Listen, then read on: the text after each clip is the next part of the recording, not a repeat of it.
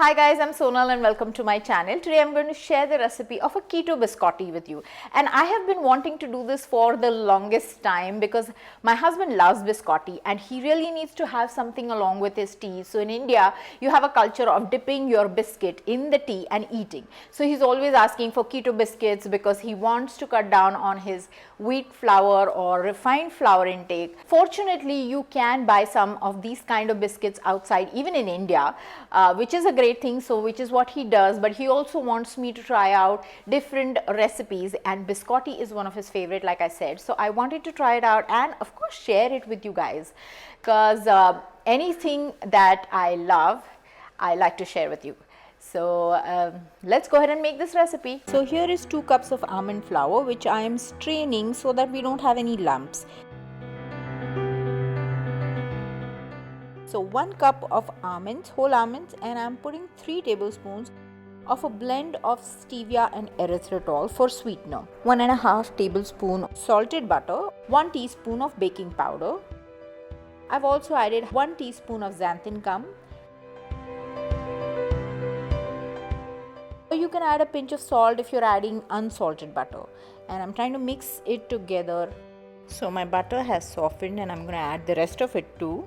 About 2 teaspoons of vanilla essence and 3 eggs. So these are medium sized eggs as compared to what you get in US. These are slightly smaller. I got a shell in the batter and I just wanted to show you guys how to get it out. So the best way is to fish it out with the eggshell itself. Now we've mixed it and I'm going to add 2 tablespoons of coconut flour. You can add 2.5 tablespoons. You just want to make sure that your batter is slightly thick.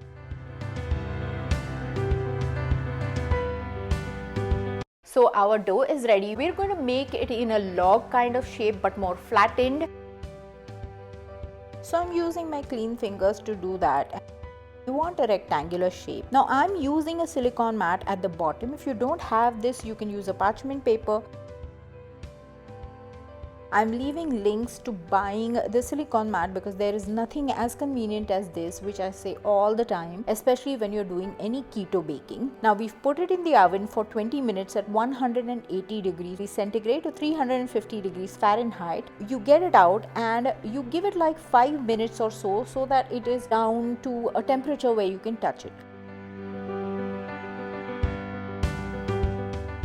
Biscotti means that you cook it twice. So we're going to bake this once, then slice it while it is warm, because once it cools down it might crumble. So you want to slice it while it's warm. You want to cook the second time at 160 degrees centigrade or 320 degrees Fahrenheit for about 10 to 12 minutes.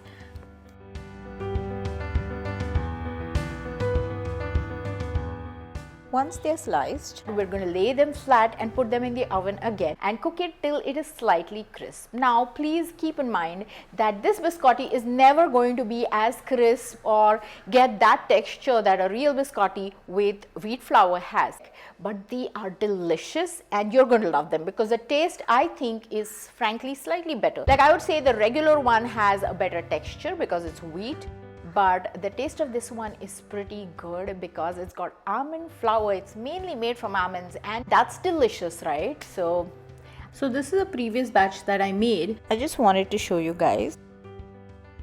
So by the time the biscotti was ready, the light wasn't good. So I'm recording the rest of it the next day. So you can see that my oven has been giving me some trouble. So the bottoms are getting darker than the tops. So I decided to just put some chocolate ganache on the bottom. And this is for presentation value. Otherwise the taste was pretty good. So I've taken some 90% cocoa chocolate and some heavy cream. I have taken them in equal volume. At first I microwaved it so that it gets softened and mixes well. And here I'm sweetening it with stevia.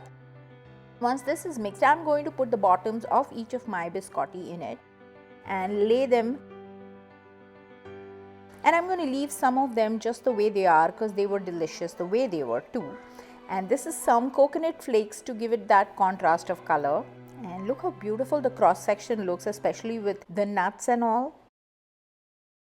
I hope you guys have liked the recipe. Will try it out. Let me know in the comments section if you do try it out.